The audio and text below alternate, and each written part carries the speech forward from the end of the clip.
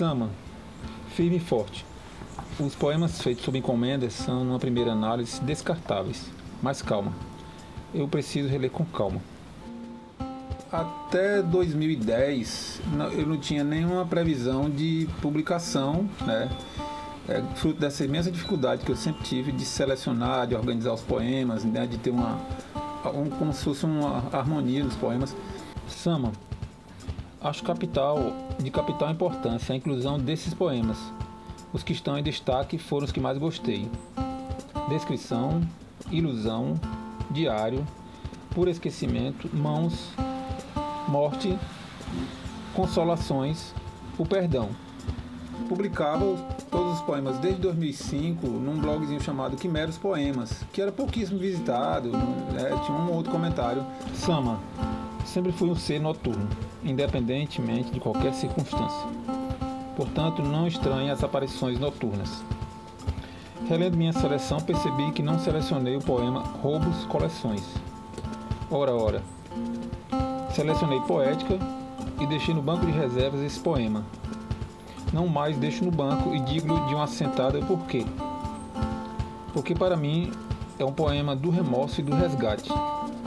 As conotações se intensificam, o sentimento de culpa não é apenas objeto de uma doce reprovação. Mas repare bem na última estrofe: 2 poemas por 1 quilo de lembranças, 3 poemas por uma mesa sem uma das pernas, 4 poemas por uma placa de rua que não existe sequer na lembrança. O primeiro verso carrega a palavra lembrança e a repetição da palavra termina por suavizar o impacto do verso final. Isso é crucial, camarada. Uma sugestão: a mudança da palavra lembrança no primeiro verso da última estrofe por outra, com igual apelo e sem desvirtuar os seus sentidos. Por fim, anoto que o recente poema Diário e este figuram na seleção samaroniana. Isso é ótimo. A não ser, obviamente, que você diga não. A sua palavra é a palavra final, e isso há de ser respeitado como o amor que temos pela poesia. Arsênio. Recife, madrugada do dia 17 de agosto de 2010. Bom, vamos começando e ainda nem começamos. Começa a vir uma pessoa que começa a ler os poemas e deixar uns comentários de uma profundidade diferente, assim. Não eram comentários gostei, achei interessante, tinha uma linha de entendimento da poesia muito diferente. Aí era Arsênio, né? Eu não conhecia.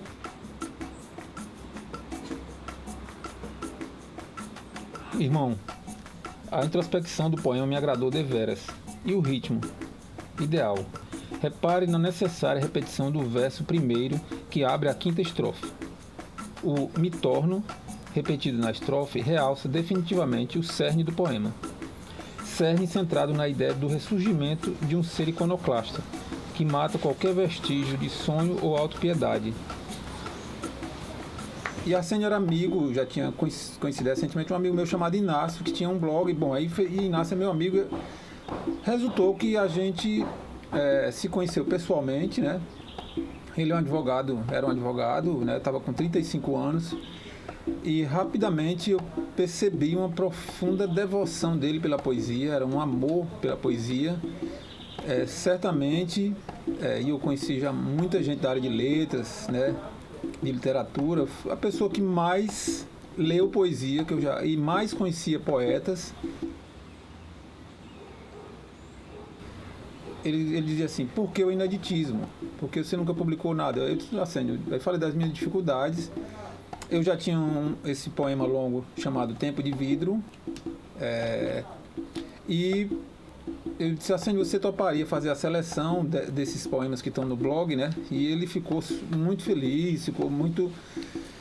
Então ele leu todos os poemas que eu tinha publicado de 2005 a 2010 nesse blog, fez uma seleção, e aí começou uma correspondência por e-mail, e ele mandava comentários sobre os poemas. Então fez uma seleção que é a Praça Azul, e foi uma sorte minha, porque ele se dedicou a isso assim, de corpo e alma, assim, com um cuidado, um zelo.